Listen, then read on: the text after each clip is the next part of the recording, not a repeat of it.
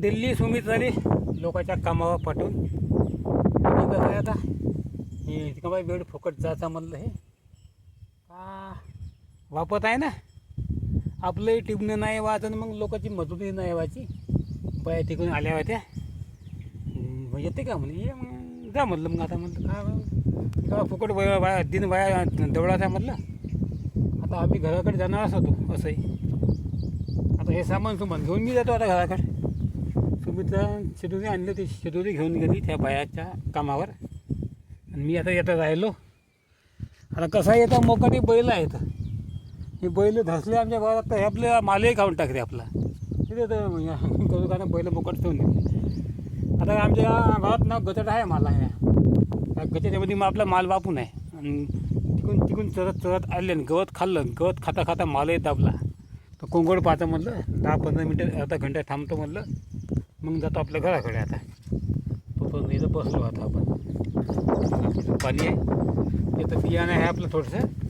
अर्धी थैली उरली होती ते हे बघा. अर्धी थैली आपली हे उरली होती. आहे बियाणं आता. आता पुन्हा 1-2 थैल्या लागते का एकच थैली लागते का पुन्हा माहीत नाही. आणायचं काम पडन तर हे आता उद्या आम्हाला आणायला लागेल सकाळी बियाणं. उद्या सकाळी रानामध्ये येऊन पाहा लागन किती वापलं कसं वापलं किती बाद आहे पाहा लागन.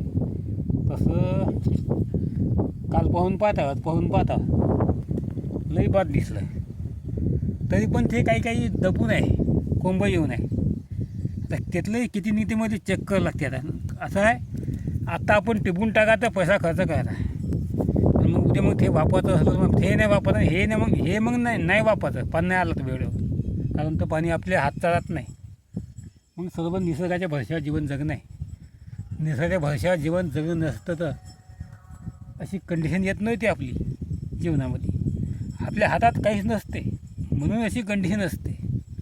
मग आता काय करायचं मग बसलो आता येतं थोड्या वेळाने जातो आता घराकडे. आता काय करायचं आता भावना. आता लई खतरनाक जिंदगानी राहते शेतकऱ्याची. लई मानसिक तणाव राहते शेतकऱ्याचा. आता काय म्हणायचं. आवडते का तुम्हाला गावाकडले आमचे व्लॉग सांगा. तुम्हाला काय वाटते आमच्या जीवनाविषयी तसे कमेंट करून तुम्ही सांगा. लाईक कमेंट शेअर सबस्क्राईब करा.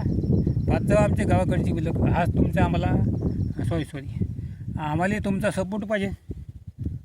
तेवढं आपण जीवनामध्ये 4-2 पैसे कमवू आणि कसे जीवनामध्ये 2 घासं तरी आपल्या पोटात जाईन तोंडात जाईन. आपले बायका पोरं कसे आपण जगू शकू. शेतीच्या भविष्याचं काही त्याला राहिलंच नाही आता आजकाल. या वर्षी तर कसंच नाही. गेल्या वर्षी गेलं त्याच्या पहिलं चॅनल बरबाद झालं यूट्यूबचं. नंतर शेळ्या मेल्या त्यानंतर शेती झाली बरबाद रानडुकरानं आणि पक्क्या पाण्यानं. त्यानंतर आता यावर्षी कोरडा दुष्काळ आल्यामुळे संपूर्ण निकाल लागले या दुष्काळानं. जाऊ द्या भावना. चला थांबवतो. आवडल्यास लाईक कमेंट शेअर आणि सबस्क्राईब करा. पाच जावा आमचे. नमस्कार.